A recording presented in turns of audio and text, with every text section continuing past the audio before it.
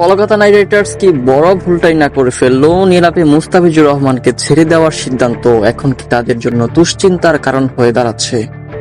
আইপিএলে কৌশলগত সিদ্ধান্ত অনেক সময় তাৎক্ষণিকভাবে সঠিক মনে হয়, কিন্তু মৌসুম গড়াতে না গড়াতেই বদলে যায় হিসাব নিকাশ। কলকাতা নাইট রাইডার্স হয়তো ভবিষ্যৎ পরিকল্পনার মাথা রেখেই স্কোয়াড সাজিয়েছিল, তবে চোটের ধাক্কা এখন তাদের বোলিং আক্রমণে ফেলেছে বড় চ্যালেঞ্জ। দলের দুই ভরসার নাম মাথিসা পাথিরানা ও হার্ষিস রানা চোটে পড়ায় ডেথ ওভার দেখা দিয়েছে বড় শূন্যতা।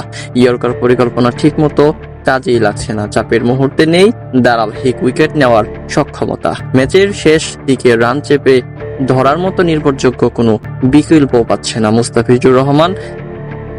ঠিক এই জায়গাতেই দরকার ছিল অভিজ্ঞ এক ফিনিশার বোলার। আইপিএল এর মঞ্চে কাটার মাস্টার হিসেবে নিজের নাম প্রতিষ্ঠা করেছেন মুস্তাফিজুর রহমান। তার স্কোয়াড অফ কাটার আর নিখুঁত লেন্থ ব্যাটারদের বারবার বিভ্রান্ত করেছে। বিশেষ করে ডেথ ওভারের রান আটকানো এবং ব্রেক থ্রু এনে দেওয়ার দক্ষতা তাকে আলাদা করে তুলেছে।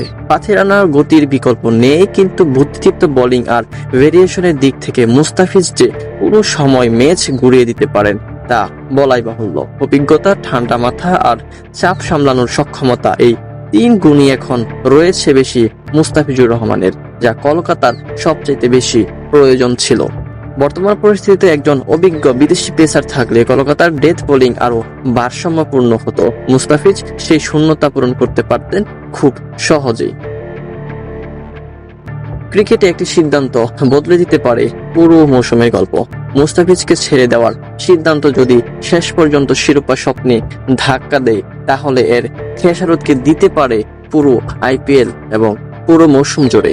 সময় বদলে দেবে, সময় বলে দেবে মুস্তাফিজকে ছাড়া পথ চলা কতটা কঠিন হয়ে দাঁড়িয়েছে কলকাতার।